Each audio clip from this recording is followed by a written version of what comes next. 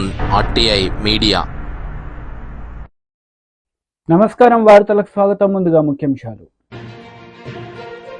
Deputy CM Pawan Kalyan press meet, పలు అంశాలపై వివరణ.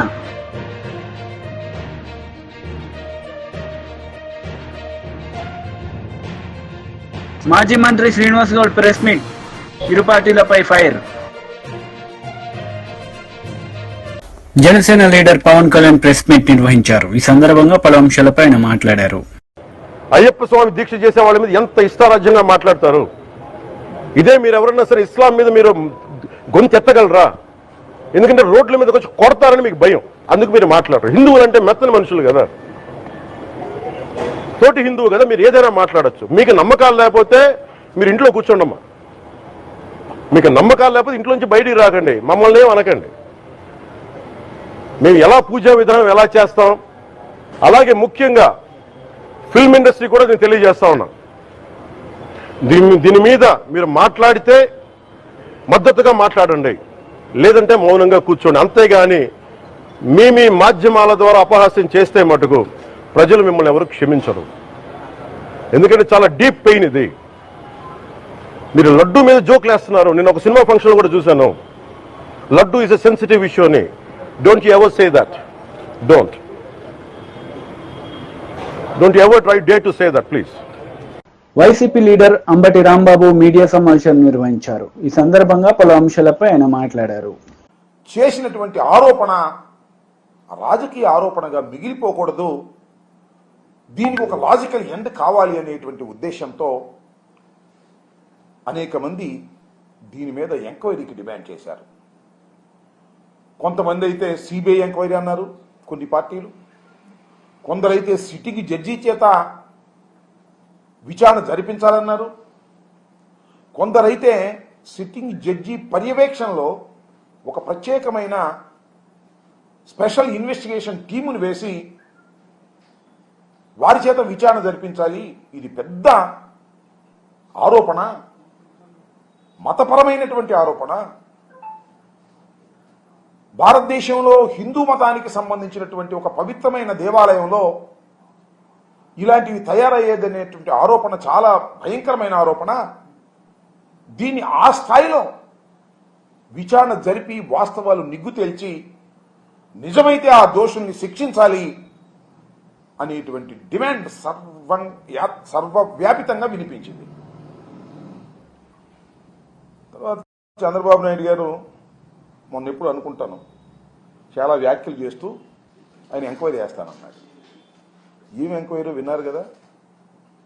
ఆంధ్రప్రదేశ్ ప్రభుత్వంలో పనిచేస్తున్నటువంటి ఒక డిఐజీ స్థాయిలో అధికారిని వేసి విచారణ జరిపిస్తాను అని ఆయన చెప్పిన తర్వాత దేశవ్యాపితంగా ప్రపంచవ్యాపితంగా ఉన్నటువంటి మానవతావాదులు కానీ రాజకీయ నాయకులు కానీ హిందుత్వానికి సంబంధించిన వారు కానీ చాలా ఆశ్చర్యపోయారు. ఇంత పెద్ద ఆరోపణ చేసి ఆయన ప్రభుత్వంలో పనిచేస్తున్నటువంటి ఒక డిఐజీ చేత విచారణ జరిపిస్తాను అనడం ఏమిటి, ఇది ధర్మమేనా అనేటువంటి విమర్శలు విపరీతంగా వచ్చాయి. అప్పుడు నేను అనుకున్నా, డిఐజీ ఏం చెప్తాడు? చంద్రబాబు నాయుడు గారి ప్రభుత్వంలో పనిచేస్తున్నటువంటి డిఐజీ ఏం చెప్తాడు? ధర్మారెడ్డి, సుబ్బారెడ్డి, అదేవిధంగా కరుణాకర్ రెడ్డి తప్పు చేశారు, వాళ్ళందరినీ ఉరేయమని రాంచుతారు. ఇంతేగా మీరు చేసేది. దానికన్నా ఇంకో బెటర్ చేయటం బెటరు. మీ అబ్బాయి ఉన్నాడు కదా లోకేష్, విద్యాశాఖ మంత్రి, ఆయన నాయకత్వంలో కమిటీ వేసి విచారణ జరిపించండి, ఈజీగా అయిపోతుంది. అంటే ఎప్పుడైతే ఇంత పెద్ద ఆరోపణ చేసి కేవలం తన ప్రభుత్వంలో పనిచేస్తున్నటువంటి ఒక పోలీస్ ఆఫీసర్ని వేసి విచారణ జరిపిస్తాను అన్నప్పుడే చంద్రబాబు నాయుడు గారు చేసినటువంటి ఆరోపణ పట్టు లేనిదని, అసత్యమని, కేవలం రాజకీయ దుమారాన్ని రేపటం కోసమో లేదా జగన్మోహన్ రెడ్డి గారి ప్రభుత్వం మీద కక్ష సాధించటం కోసమో లేదా హిందుత్వాన్ని రెచ్చగొట్టి అల్లకల్లోలాలు సృష్టించడం కోసమో చేసినటువంటి ఒక ప్రయత్నం అనేది చాలా స్పష్టంగా అర్థమైపోయిందనే విషయాన్ని నేను ప్రత్యేకంగా చెప్పవలసిన అవసరం లేదు. విఘ్నులైనటువంటి తెలుగు ప్రజలు, హిందుత్వవాదులు, మతాలు సామరస్యంగా ఉండాలని కోరుకునే, లౌకికతత్వం కావాలని కోరుకునే మేధావులు ఆలోచిస్తే వెంటనే అర్థమయ్యేటటువంటి అంశము అని మనవి చేస్తున్నాం. నేను ఏంటంటానంటే ఇక్కడ ఒక ఆరోపణ చేశారు ఒక రాజకీయ నాయకుడు, అందులోనూ ముఖ్యమంత్రి గారు. ఎవరి మీద ఆరోపణ చేశారు? గత ప్రభుత్వం మీద చేశారు. అంటే ఒకసారి ముఖ్యమంత్రిగా చేసినటువంటి జగన్మోహన్ రెడ్డి గారు ఆ ప్రభుత్వం దిగిపోయిన తర్వాత కొత్తగా వచ్చినటువంటి రాజకీయ ప్రభుత్వం చంద్రబాబు నాయుడు గారు ఆరోపణ చేశారు. ఇది రాజకీయ ఆరోపణగా మిగిలిపోకూడదనే ఉద్దేశంతోనే డిమాండ్ చేస్తే, చిత్రమైన విషయం ఏంటంటే లాజికల్గా ఏమవ్వాలండు విచారణ జరిపి దీనిలో వీళ్ళు తప్పులు చేశారు, వీళ్ళ మీద యాక్షన్ తీసుకోవాలని ఒక నిష్పక్షపాతమైన విచారణ జరపవలసినటువంటి అవసరం ఉన్నది. అలా కాకుండా తప్పు జరిగిపోయింది అంటున్నారు. ఈనాడు వాళ్ళు ఇన్వెస్టిగేషన్ చేసి పేపర్లో రాసేస్తున్నారు. మొట్టమొదటి రోజునేమో అనుమానం అన్నారు, రెండో రోజునేమో నిజం అన్నారు. ఆంధ్రజ్యోతి కూడా ఇన్వెస్టిగేషన్ చేసేసి రాసేస్తుంది, ఆయన టీవీలు కూడా ఇన్వెస్టిగేషన్ చేసి రాసేస్తున్నారు. రాసేసి శిక్షించాలంటున్నారు. ఏంటి నాకు అర్థం కాల.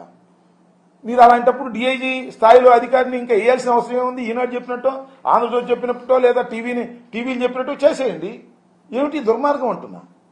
ఒక గుడ్డగాల్చి మొకాన వేసిన తర్వాత మీరు దాన్ని మేము తుడుచుకునే కార్యక్రమం కాకుండా వాస్తవాలు చెప్పేటటువంటి పరిస్థితి ఉండాలి. ఎప్పుడైతే మీరు చేసిన ఆరోపణలో పసలేదో ఆర్భాటాలు ఎక్కువ చేస్తున్నారు. నేను చాలా విచిత్రమైన అంశం ఏంటంటే, ఇది మన ఇక్కడ తిరుమలలో ఒక కార్యక్రమం చేపట్టారు. ఇవాళ నిన్న శాంతి యాగం అంటే ప్రసాదం అపవిత్రం అయిపోయింది, ఆ అపవిత్రమైనటువంటి ప్రసాదానికి పవిత్రత చేకూర్చే విధంగా శాంతి హోమం చేశాము అన్నారు. ఎక్కడ అపవిత్రమైంది? లడ్డు ఏమైనా అపవిత్రమైందా? కల్తీనైతే ఎప్పుడైనా వాడారంటే దానికి సమాధానం లేదు. అపవిత్రమైంది, హోమం చేసేద్దాం, హిందుత్వాన్ని రెచ్చగొట్టేద్దాం. దీనికి తోడు మళ్ళా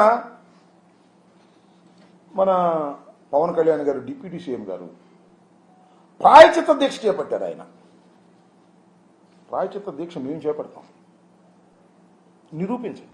బీజేపీ లీడర్ మీడియా సమావేశం నిర్వహించారు. ఈ సందర్భంగా పలు అంశాలపై ఆయన మాట్లాడారు. 6 గ్యారెంటీలలో భాగమైనటువంటి రైతు అంశాలను కూడా పూర్తిగా విస్మరించడం చాలా బాధాకరం. ఇది యావత్ తెలంగాణ రైతాంగాన్ని, మహిళల్ని, యువకుల్ని, విద్యార్థుల్ని, అన్ని వర్గాల ప్రజానీకాన్ని మోసం చేస్తూ ముఖ్యంగా రైతులకు ఇచ్చినటువంటి ఎన్నో హామీలు ఈరోజు తుంగలో దక్కిన సంగతి నేను గుర్తు చేస్తా ఉన్నాను. అంతేకాదు, అన్నదాతలకు ఇచ్చినటువంటి హామీల్లో భాగంగా రుణమాఫీ చేస్తానని చెప్పి కేవలం సగం మందికి కూడా రుణమాఫీ చేయలేనటువంటి దుస్థితిలో ఈ రాష్ట్ర ప్రభుత్వం ఉన్నది. ఎన్నో దేవుళ్ళ మీద ఒట్లు పెట్టి, ఏ ఊరికి పోతే ఆ ఊరిలో ఉన్నటువంటి దేవుళ్ళ మీద ఒట్లు పెట్టి రుణమాఫీ చేస్తారని చెప్పి హామీ ఇచ్చినటువంటి రేవంత్ రెడ్డి గారు ఎన్నికల మేనిఫెస్టోలో, వరంగల్ డిక్లరేషన్లో సాక్షాత్ రాహుల్ గాంధీ గారి సమక్షంలో, రాహుల్ గాంధీ గారి వారి నోట వచ్చినటువంటి అంశం రైతు డిక్లరేషన్. మరి రైతు డిక్లరేషన్లో మీరు ఇచ్చినటువంటి ఎన్నో అంశాల్లో భాగంగా రుణమాఫీ అంశం కూడా ఒకటైతే, రుణమాఫీ ఖచ్చితంగా రైతాంగానికి 2 లక్షల రూపాయలు రుణమాఫీ చేస్తానని చెప్పి కేవలం మీరు ఖర్చు పెట్టింది 17,000 కోట్ల రూపాయలు మాత్రమే. మీరే స్వయంగా చెప్పారు 40,000 కోట్ల రూపాయలు అవసరమవుతుందని.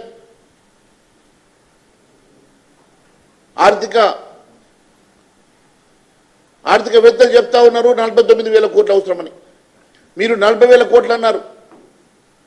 అదే మీరు మీ కేబినెట్ మీటింగ్లో 31,000 కోట్లు సరిపోతాయని చెప్పారు. కానీ ఈరోజు మీరు ఖర్చు పెట్టింది కేవలం 17,000 కోట్ల రూపాయలే. గత ప్రభుత్వం 1,00,000 రూపాయల రుణమాఫీ చేయడానికి 19,000 కోట్లు ఖర్చు పెడితే మీరు 17,000 కోట్లతోటి 2 లక్షల రుణమాఫీ ఏ రకంగా చేశారని చెప్పి ప్రజానీకాన్ని నమ్మిస్తారని చెప్పి తెలియజేస్తా ఉన్నాను.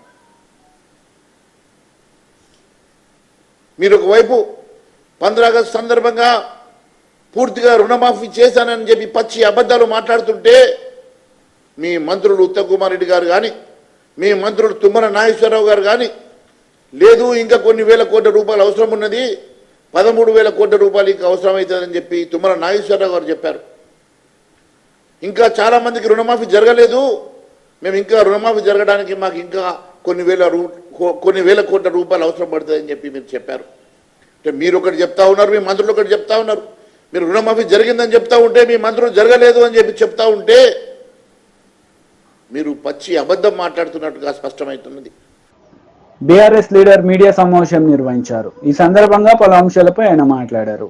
10 నెలల తర్వాత పాలమూరు రంగారెడ్డి జిల్లా ప్రాజెక్టు సందర్శించడానికి, పనులను వేగవంతం చేయడానికి మరి నీటిపారుదల శాఖ మంత్రి ఉత్తమ్ కుమార్ రెడ్డి గారు, జూపల్లి కృష్ణారావు గారు, మా ఉమ్మడి జిల్లా ఎమ్మెల్యే అందరూ కూడా మరి కదిలినందుకు, మరి లేటుగా అయినా స్పందించినందుకు వారికి స్వాగతిస్తూ ఒక్కటే తెలియజేస్తా ఉన్నాను. దయచేసి భేషజాలకు పోకండి, విద్వేషాలకు అసలు పోకండి. మా మీద ఉన్నటువంటి కోపంతో పాలమూరు పైన పగ పెట్టుకోకండి దయచేసి. ఎందుకు చెప్తున్నా అంటే ఏదుల గాని, నార్లాపూర్ గాని, వట్టెం గాని, ఉదండపూర్ గాని, కరివెన గాని ఇవన్నీ రిజర్వాయర్లు పాలమూరు రంగారెడ్డి జిల్లా ప్రాజెక్టు 90% మేము అమ్ముతామంటే మీ ఈఎన్సీ గారిని రేపు ఎక్కడో దగ్గర సమీక్ష పెట్టి టోటల్ ప్రాజెక్టులో ఎంత పని అయిందో అడగమని చెప్పండి, ఈఎన్సీనే చెప్పండి. దాదాపు 90% పనులన్నీ పూర్తయినాయి. టన్నల్ కూడా 90% టన్నల్ కూడా కరివెన నుంచి ఉదండపూర్ టన్నల్ కూడా కంప్లీట్ అయిపోయింది. టన్నల్ కంప్లీట్ అయింది, రిజర్వాయర్ కంప్లీట్ అయినాయి. ఏదుల నుంచి వట్ట నుంచి ఆడ మోటార్ ఆన్ చేస్తే డైరెక్ట్ గా ఉదండపూర్ వరకు వెళ్ళడానికి ఎక్కడ కూడా అభ్యంతరం లేకుండా ఉంది. కేసీఆర్ గారు పంపు కూడా, మొదటి పంపు కూడా ఆన్ చేసి ట్రయల్ రన్ కూడా చేసి చూపించినాం. ఇక మిగిలినవి ఏంటంటే కాలువలు కూడా టెండర్ మేము పిలిచినాం, మీరు వచ్చిన తర్వాత రద్దు చేసింది. ఇవాళ మీరు చేసిన పని ఏంటంటే మేము చెప్పిన దానిలో మీరు సద్విమర్శగా తీసుకోండి. ఎందుకంటే తెలంగాణ రాష్ట్రం, తెలంగాణ 10 జిల్లాల్లో అత్యధిక నష్టపోయింది ఉమ్మడి ఆంధ్రప్రదేశ్ లో పాలమూరు జిల్లా. 18 మంది వలసలు పోయినటువంటి, లక్షల మంది వలస పోయి బయట బతుకున్నటువంటి జిల్లా పాలమూరు జిల్లా. దేశంలోనే నిరక్షరాస్యత అతి తక్కువగా ఉన్నటువంటిది మహబూబ్నగర్ జిల్లాలోనే. బాల్య వివాహాలు అత్యధికంగా ఇక్కడనే, చైల్డ్ లేబర్ ఇక్కడనే. మరి ఇలాంటి జిల్లాలో నాన్స్తూ ఏళ్ల తరబడి ఉన్నటువంటి పెండింగ్ ప్రాజెక్టులని రన్నింగ్ ప్రాజెక్టుగా చేసి భీమా కావచ్చు, నెట్టెంపాడు కావచ్చు, కల్వకుర్తి కావచ్చు, కోయిల్సాగర్ దాదాపు 1,00,000 ఎకరాల సాగును పెంచి ఎండిపోయిన కంకులతో పిండి సంచులు దొరకక చెప్పులను లైన్లో పెట్టి ఎండ నిలబడినటువంటి పరిస్థితి నుంచి ఇటు చూసిన రాసులు ఒడ్లు వండే స్థాయికి తీసుకొచ్చినటువంటి ఘనత 10 సంవత్సరాల్లో పరిపాలించినటువంటి టీఆర్ఎస్ ప్రభుత్వాన్ని. పెండింగ్ ప్రాజెక్టులను రన్నింగ్ ప్రాజెక్టులా చేసి ఆ జిల్లాను 1,00,000 ఎకరాలు పండించి సస్యశ్యామలు చేసినాం. పాలమూరు రంగారెడ్డి జిల్లా ప్రాజెక్టు ఆ ప్రాజెక్టుతోనే ఈ మహబూబ్నగర్ బాగుపడుతుందని చెప్పి అత్యధికంగా నీళ్లు ఉన్నటువంటి ప్రాంతం నుంచి శ్రీశైల జలాశయంలో కూడా మన వాటా ఉంది, కృష్ణా నదిలో మన వాటా ఉంది. మన వాటా ప్రకారం మనం కింద నీళ్ళని తీసుకోవద్దు. వర్షాకాలం అయిపోయిన తర్వాత కూడా నీళ్లు నిలువ ఉండేటువంటి 200 పైగా టీఎంసీలు ఉన్నటువంటి ప్రాంతం నుంచి నీళ్లు తీసుకోవాలని ఆలోచన చేసి అక్కడ నుంచి ఉమ్మడి జిల్లా మొత్తం కల్వకుర్తి లిఫ్ట్ ఇరిగేషన్ కూడా ఆ కేలై కాలువ కూడా ట్యాప్ చేసి ఉమ్మడి జిల్లా మొత్తం కూడా 1,00,000 ఎకరాలు, దాదాపు 10,00,000 ఎకరాలు పండే వరకు, ఈవెన్ కోయిల్సాగర్ కూడా గ్రావిటీ ద్వారా నిండే డిజైన్ చేసి మరి 90% పూర్తయినటువంటి పనులను 10% పనులు ప్రభుత్వం వచ్చిన కొత్తల్లోనే స్టార్ట్ చేసింటే, లేదా అదే టెండర్లను ఖరారు చేసింటే, లేదా ఆ టెండర్ క్యాన్సిల్ చేసి ఇమ్మీడియట్ 1 month లో మీరు మీ ప్రభుత్వంలో ఇంకొక టెండర్ పిలిచిన స్టార్ట్ చేసిన ఈ పాటికి ఈ పంటలకే నీళ్ళు వచ్చే అవకాశం ఉన్నటువంటి పరిస్థితి. కనీసం నెక్స్ట్ పంటల కన్నా నీళ్ళు వచ్చేటట్లు చేయండి.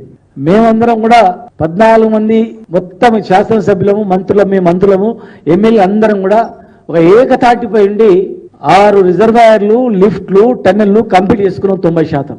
ఎక్కడ కూడా వెనుకడుగు వేయలేదు. ఈ రోజు మీరు కూడా అందరు కలిసి ఒక రాజకీయ కోణంలో అరే కంప్లీట్ చేస్తే ఈ పార్టీకి పేరు వస్తుందనో, లేకపోతే మేము చేసే విమర్శను ఎట్లా మీరు మళ్ళీ విమర్శ చేయాలనో అనే దానిలో పోకండి.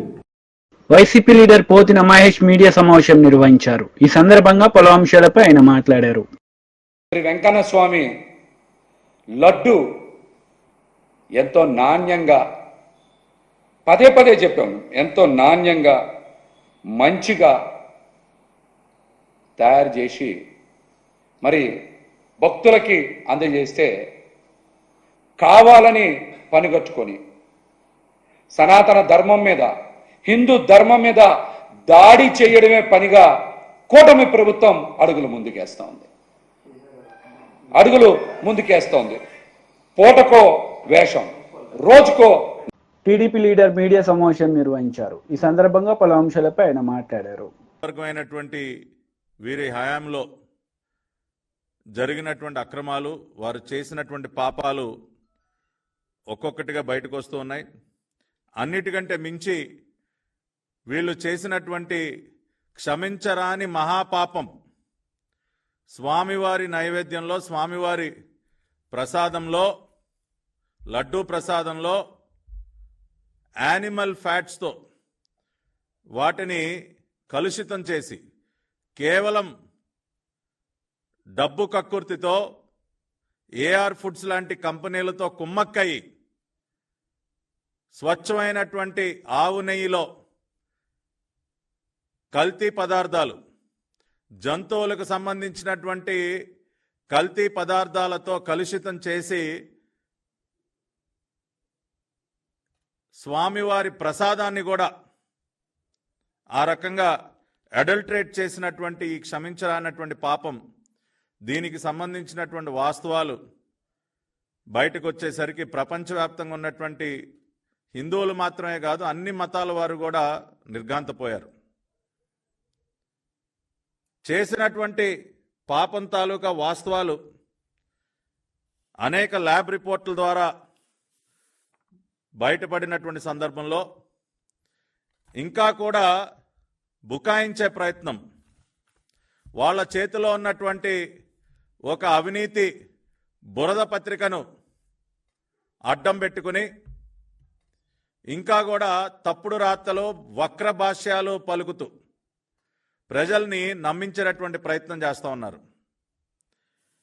ఏదో అసలు ఏఆర్ ఫుడ్స్ వారి ఆ అడల్టరేటెడ్ గీ ఏదైతే ఉందో, యానిమల్ ఫ్యాట్స్తో కలుషితమైనటువంటి ఆవు నెయ్యి ఏదైతే ఉందో దానిని అసలు వాడలేదని, వాడకుండానే వాడినట్లు ప్రజల్ని మభ్యపెడుతున్నారని నానా రకాలైనటువంటి తప్పుడు రాతలు రాస్తూ ఉన్నారు. వీళ్ళు ఇటువంటి తప్పుడు రాతలు ఈ పత్రికని, ఛానల్ని అడ్డం పెట్టుకుని ప్రజలని నమ్మించే ప్రయత్నం చేయటమే కాకుండా కొంతమంది పెయిడ్ ఆర్టిస్టులను కూడా అడ్డం పెట్టుకుని మీడియాలో ఉన్నటువంటి కొంతమంది పెయిడ్ ఆర్టిస్టుల ద్వారా సోషల్ మీడియాలో ట్వీట్లు పెట్టించడం, స్టేట్మెంట్స్ ఇప్పించడం, ఇటువంటి కార్యక్రమాలకు కూడా తెరలేపుతా ఉన్నారు. ఇవన్నీ చూసిన తర్వాత నిన్న నారా లోకేష్ గారు ఒక ట్వీట్ పెట్టారు. ఏమని ట్వీట్ పెట్టారు? ఏఆర్ ఫుడ్స్ కంపెనీ ఏదైతే వీళ్ళు కొమ్మక్కయి కాసుల కక్కుర్తి కోసం తెర మీదకి తీసుకొచ్చినటువంటి ఏఆర్ ఫుడ్స్ కంపెనీ ఏదైతే ఉందో, ఎవరి టెండర్నైతే జగన్మోహన్ రెడ్డి హయాంలోనే ఖరారు చేశారో మే 8, 2024న, ఎవరి హయాంలో అయితే ఏఆర్ ఫుడ్స్కి పర్చేజ్ ఆర్డర్ ఇచ్చారో మే 15వ తేదీన, ఆ కంపెనీ మొత్తం 8 ట్యాంకర్ల నెయ్యి సరఫరా చేసింది. ఆ 8 ట్యాంకర్లలో 4 ట్యాంకర్ల నెయ్యి వాడటం జరిగింది. 4 ట్యాంకర్ల నెయ్యి మాత్రమే ఎప్పుడైతే ఎన్డీడీబీ నుంచి రిపోర్ట్లు వచ్చాయో, ఎన్డీడీబీకి శాంపుల్స్ పంపించి రిపోర్ట్లు తీసుకోవటం జరిగిందో, ఆ రిపోర్ట్స్లో యానిమల్ ఫ్యాట్స్ కలిసి ఉన్నాయన్న విషయం బయటపడిందో, ఆ 4 ట్యాంకర్లని నిలిపివేశారని చెప్పి చాలా స్పష్టంగా నారా లోకేష్ గారు ఆయన సోషల్ మీడియా ద్వారా ప్రజలకి వాస్తవాలు తెలియజేస్తే, దానిని కూడా వక్రీకరించి అదిగో నారా లోకేష్ గారే చెప్తా ఉన్నారు, ఏ ట్యాంకులనైతే శాంపుల్స్ ఎన్డీడీబీకి పంపించారో 4 ట్యాంకులు, ఆ ట్యాంకులను అసలు వాడలేదని చెప్తా ఉన్నారు. కాబట్టి అసలు అడల్టరేటెడ్ గీని వాడలేదు, వాడకుండానే వాడినట్టు ప్రజల్ని వీళ్ళు మభ్యపెడతా ఉన్నారని చెప్పి పెద్ద పెద్ద వార్తలు, ఏదో చంద్రబాబు నాయుడు గారు ఒక మాట చెప్తుంటే లోకేష్ గారు ఇంకొక మాట చెప్తూ ఉన్నారని చెప్పి వక్రీకరించడం, వక్ర భాషలు చెప్పడం చేస్తూ ఉన్నారు. కానీ ఈ బుద్ధి తక్కువ సన్నాసులు ఎవరైతే ఉన్నారో వారందరికీ కూడా ఒక విషయం చెప్తా ఉన్నా. అదేవిధంగా ఈ ప్రెస్ మీట్ చూస్తున్నటువంటి వారందరూ కూడా ఒక్కసారి కామన్ సెన్స్తో ఆలోచించండి. ఏఆర్ ఫుడ్స్ వాళ్ళు మొత్తం 8 ట్యాంకర్ల నెయ్యి సరఫరా చేసినప్పుడు 4 ట్యాంకర్లు నెయ్యి కన్జ్యూమ్ చేసినప్పుడు వాడినప్పుడు ఆ 4 ట్యాంకర్లలో శుద్ధమైనటువంటి ఆవు నెయ్యి ఉంటుందని మనం నమ్మగలమా? ఏ కంపెనీ అయితే ప్రపంచంలో ఎక్కడా లేని విధంగా 319 రూపాయలకే నేను ఆవు నెయ్యి సరఫరా చేస్తానని ముందుకు రావటం, ఆ కంపెనీకి వీళ్ళ కమిషన్ల కోసం కాంట్రాక్ట్ కట్టబెట్టడం, అటువంటి కంపెనీ మొత్తంగా సరఫరా. వార్తలు ముగించే ముందు ముఖ్యాంశాలు మరోసారి. Deputy CM Pawan Kalyan press meet, పలు అంశాలపై వివరణ.